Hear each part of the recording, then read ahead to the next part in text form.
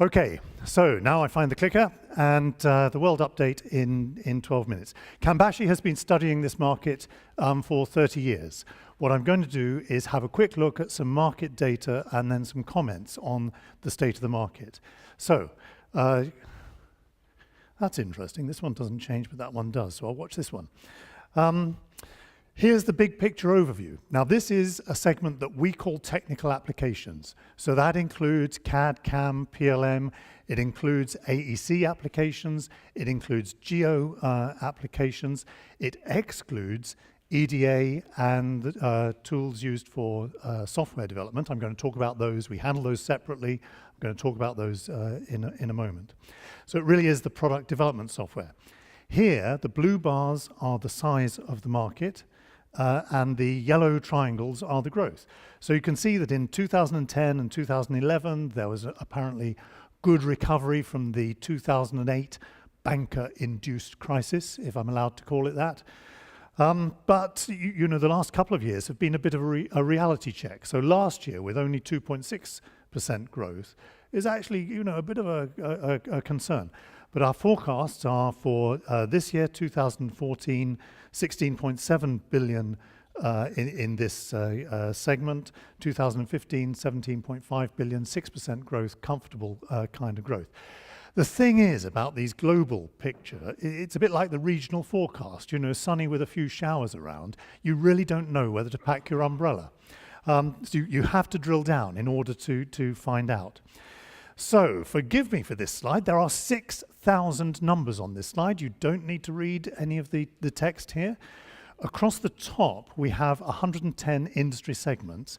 Down the side, we have 53 countries. And they're ordered the higher spending countries at the top, the lower spending at the bottom, and the segments go from left to right.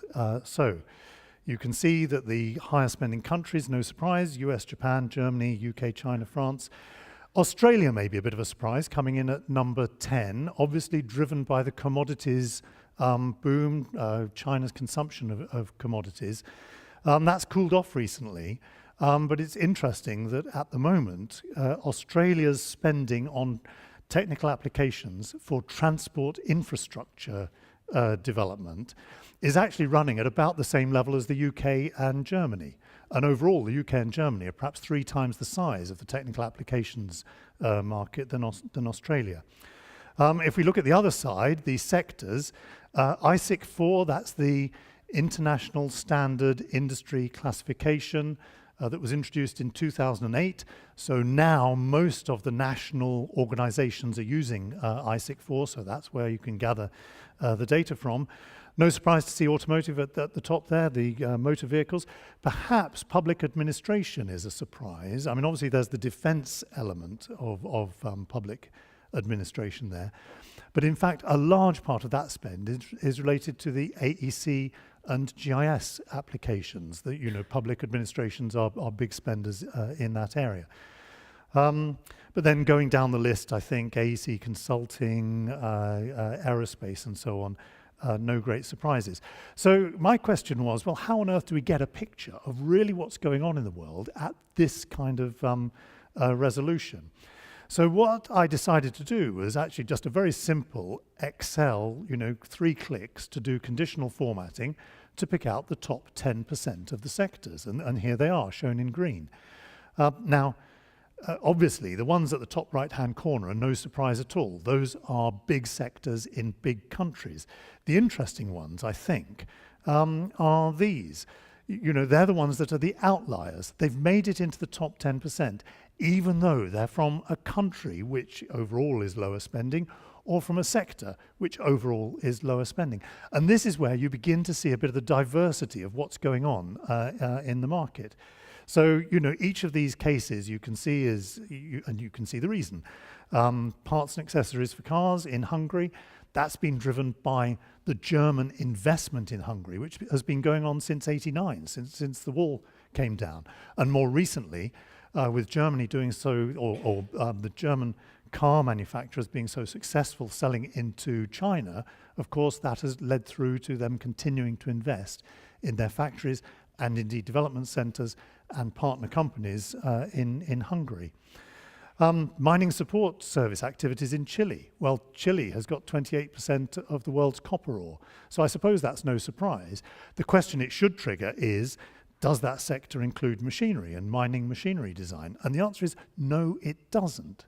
Even without the technical application spend on machinery, Chile mining support services are spending enough to be in this top 10%.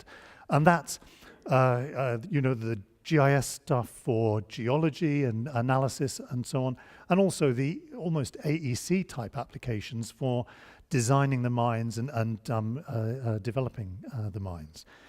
Medical instruments in Ireland. Well, Ireland for years has been a tax-friendly haven in Europe for global manufacturers to build factories. And since the financial crisis, those tax incentives have got even better, I believe. So, computers and peripherals in Malaysia, I think it's been standard in high tech that there's been kind of functional design here in the US, industrial design by your favorite industrial designer, but the electronic packaging design has always been, if you go out to Southeast Asia, that's where you get really good electronic packaging design, and that leads to that spend. Mining and quarrying in South Africa, that's not coal, that's not oil, because those are separate segments. That's gold and diamonds. So, that they are willing to spend a lot to find those resources.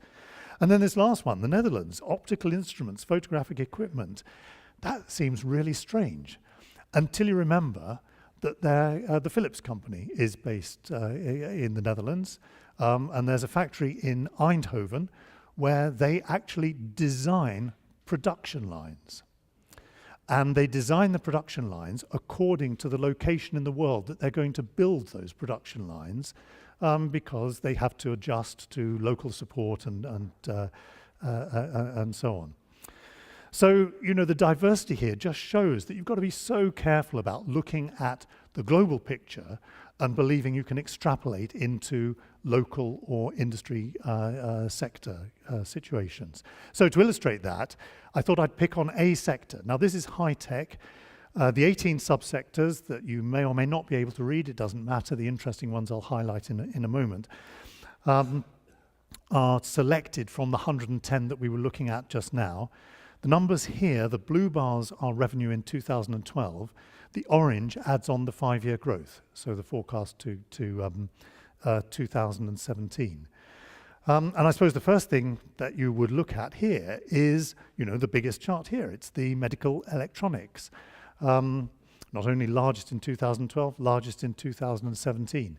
So if you were a vendor, you would immediately think, we must teach the sales team in the US and Japan the language and the business issues of medical devices, because that's where they're going to be selling into. That's the big thing. Look elsewhere, and you see that manufacture of consumer electronics here in the US is actually forecast to decline. The spend on technical application software by those companies is forecast to decline. If we move on to a different part of the world, these are the same 18 sectors of high tech in the same order top to bottom. And you can see the shape of the curve, if you like, the bars is different. But, what do we look at first? The largest sector, manufacture of consumer electronics. So it's not proof, but, boy, is it tempting to think the US and Japan is losing that business to China. And where the hands go, the heart and head follows. And so these people are indeed spending money on the design tools needed for product development. So as I was saying, the shape of the curve is different. I mean, that initiative that we thought of that would work in the US and Japan on medical devices looks to be completely irrelevant for the market in China. So going back to that shape point, you can see that for the US and Japan, it was a kind of a bell curve, I suppose, with the highest point just below the middle. If you go back to China, and you can see it's almost exactly the opposite shape in terms of where the bars are. The peaks at the top and the bottom. Where there was a peak in the US, it's a dip in China. So really dangerous to think of global trends and extrapolate them to individual countries. So in the time remaining for this whirlwind tour, switch context, software in products. It's a growing trend. We think there are about 40 or 50% of the vertical markets, the 110 that you saw across the chart earlier, where they do in fact develop or can develop software for the embedded systems that control their products. In total, they spend about $3 billion on system engineering and software development tools, and that excludes all of the consulting services that they use. That is the software and maintenance service. In contrast with that tech app sector, there's been steady growth, 8.8% compound growth since 2009. I've given the title Software is Eating the World. That came from a Wall Street Journal interview that Mark Andreessen gave back in 2011. He was actually talking about not the software inside products, or not that so much, but he was talking about the way that software everywhere else is changing the world. And I don't know, I mean, he gave lots of examples, but you know, Amazon changing the way that people buy, and indeed getting to the point of changing the physical manifestation of books. They're e-books now rather than paper books. When it comes to product development, though, the focus is a little bit different. Control systems, where electronics and software provide direct functions, they provide indirect functions, and that has been the engineering focus. Better control at lower cost. If you can find better software control algorithms, or perhaps algorithms that run at higher clock speeds and perform better, you can produce you can use lower cost components and still produce the same performance. But that's only part of the story. That inward-looking focus is changing. And the engineers who are putting together these systems have to think about online service systems and the way these connected products can communicate and work with typically cloud-based applications or cloud-based storage of data. And there are many, many examples, you know, agriculture and knowing how much seed and how much fertilizer to put on each square yard of ground is just one of them, and automating that so that machines do that without really any more intervention than the driver driving the machines over the top of that particular ground is all that's needed. And that is a source of disruptive change, not only for the products and our experiences of those products, but also for the engineering organizations that are putting those things together. The design flows are changing, and they're changing partly because there are many different types of vendor providing tools to this market. I mean, I don't have time to go through all of these now. The one I would pick out is the companies that have been involved in electronic design, who have been buying their way into the capability to offer tools for software development. They have 50 years of experience of managed design flows to produce reliable electronics. And I think that's going to have a big impact on the way that the rest of engineering really goes. And the reason I think this, I mean, in research interviews, I speak to many people dealing with exactly this situation of these software and hardware combined products.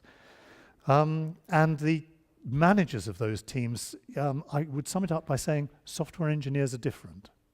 And they're trying to cope with the fact that software engineers are a large part of the development. They're using different tools. They expect to do development in a different way. There are a whole stack of vendors, and I haven't even mentioned the traditional IT vendors who are major players in this market. IBM, HP, Microsoft, MathWorks, Rally I mentioned because they're so into agile development, which is one of the software characteristics that is pushing and changing the way that products are developed. So I'm truly out of time. Two takeaways: be careful about extrapolating from global to local, and more software, new tools. There's a battle to be the provider of tools that support those product architecture decisions. And that's it. Thank you. And Stan, sorry I overlapped.